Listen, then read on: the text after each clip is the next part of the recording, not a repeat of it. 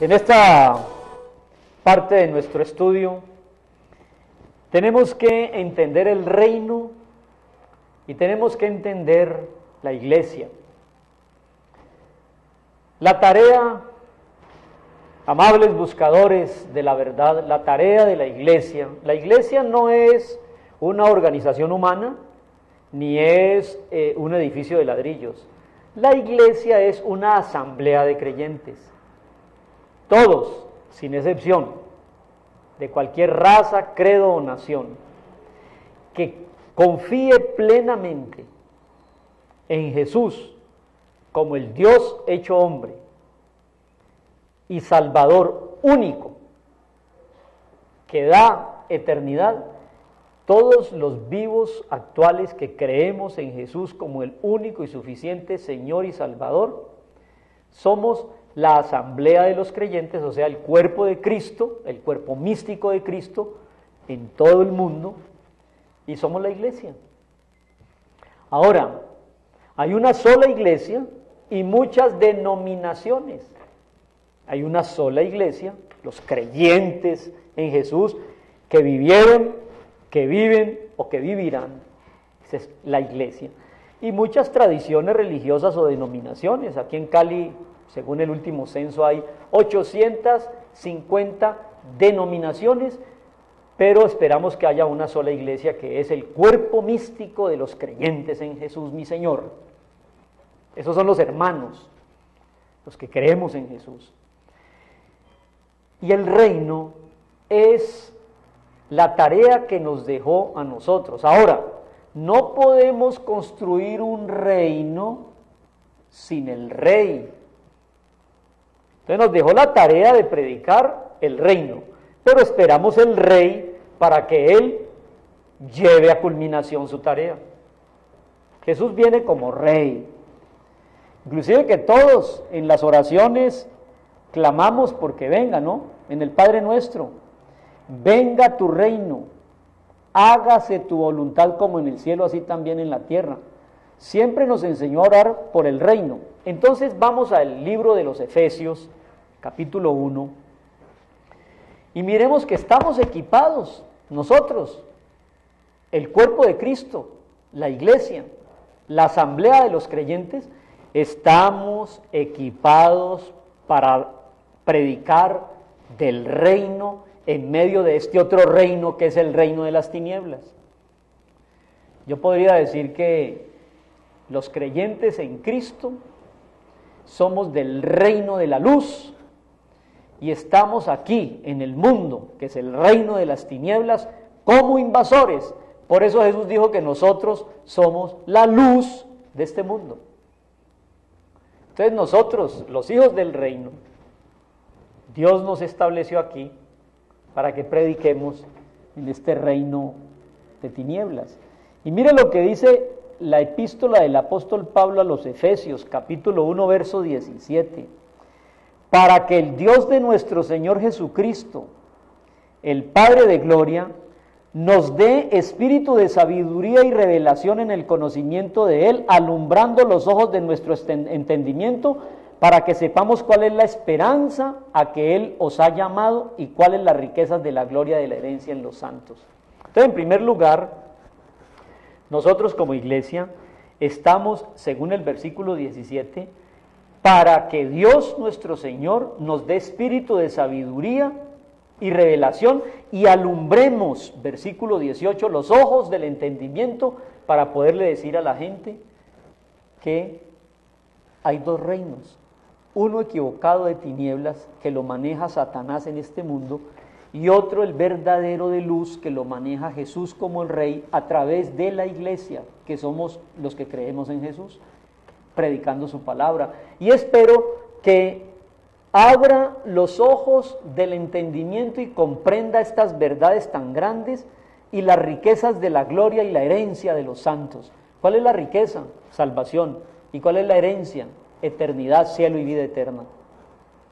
En segundo lugar, nosotros no solamente predicamos para que se alumbren los ojos del entendimiento, sino que dice el versículo 19, entender cuál es la supereminente grandeza de su poder para con nosotros los que creemos, según la operación de poder de su fuerza, la cual levantó a Cristo de los muertos y lo sentó a la diestra en lugares celestiales.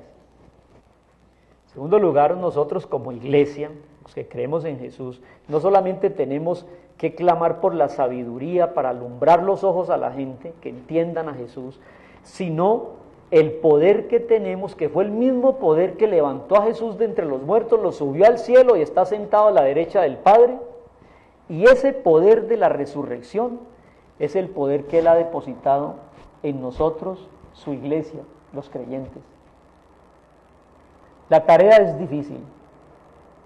Estamos en un mundo de tinieblas. Tenemos el poder para que se alumbre los ojos del entendimiento a la gente, y tenemos el poder, el mismo que resucitó a Cristo de entre los muertos, que lo subió al cielo y lo sentó en lugares celestiales. Nosotros no tenemos un líder muerto, por eso no predicamos del crucificado. Tenemos un líder vivo, por eso predicamos del resucitado. Hay una sutil diferencia entre la iglesia tradicional, nominal en Colombia, y el cuerpo de Cristo como creyentes.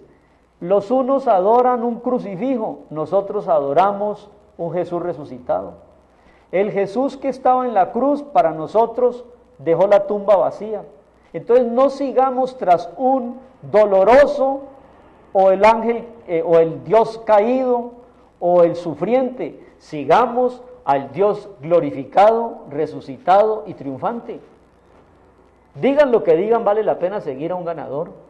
Ese mismo poder que levantó a Jesús de entre los muertos, lo subió al cielo y lo sentó a la derecha del Padre. Dice Pablo, el escritor de la epístola a los Efesios, es el poder que nos han entregado a nosotros para decirle a la gente que si cree en Jesús, la muerte no se enseñoreará, saldrá de allí, subirá al cielo y vendrá con Jesús a gobernar. Y finalmente, la confirmación, ¿no? En el versículo 22, sometió todas las cosas bajo sus pies. Qué lindo eso. Nosotros no seguimos a un derrotado Salvador. Sometió todas las cosas bajo sus pies y lo dio por cabeza sobre todas las cosas a la iglesia, la cual es su cuerpo, la plenitud de aquel que todo lo llena en todo.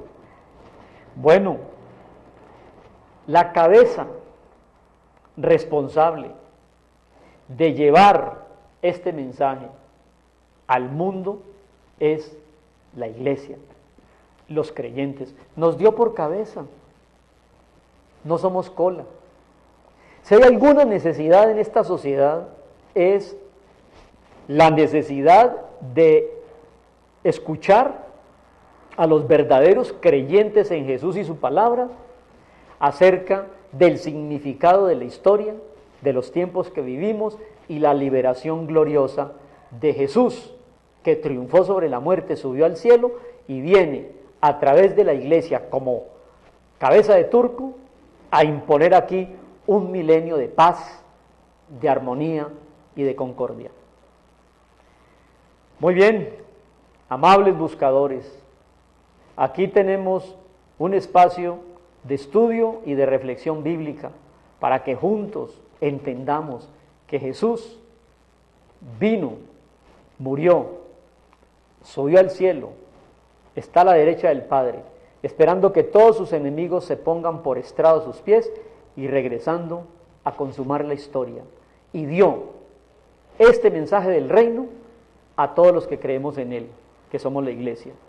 Como quien dice, el mensaje de Jesús fue: el reino se ha acercado, y el instrumento que está usando para que la gente crea en el reino de Jesús es la iglesia, que la forman todos los creyentes en el Jesús resucitado y vivo y en su bendita palabra.